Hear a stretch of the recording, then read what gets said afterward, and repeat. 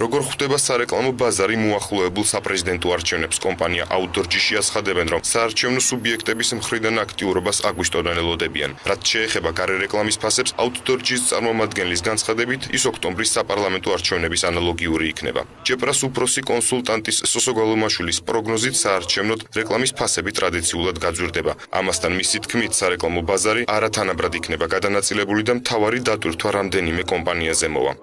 გაძვირება ალბათ შეეხება ძირითადად ორ ძირითად პარტიას და სწორედ ამ წინასაარჩევნო ბიუჯეტში, წინასაარჩევნო სარეკლამო ბიუჯეტში ყველაზე დიდ თანხებს ისინი დახარჯავენ. სარეკლამო ბიუჯეტები გაიზრდება, თუმცა გადანაწილება თუ კერძო ბიზნესში გადანაწილებულია ძალიან ბევრ სარეკლამო კომპანიაზე, იქ მაინც პოლიტიკური პარტიები ერთ ან ორ სარეკლამო კომპანიას ირჩევენ და ძირითადი ბიუჯეტები მაინც იქ მიდის ხოლმე.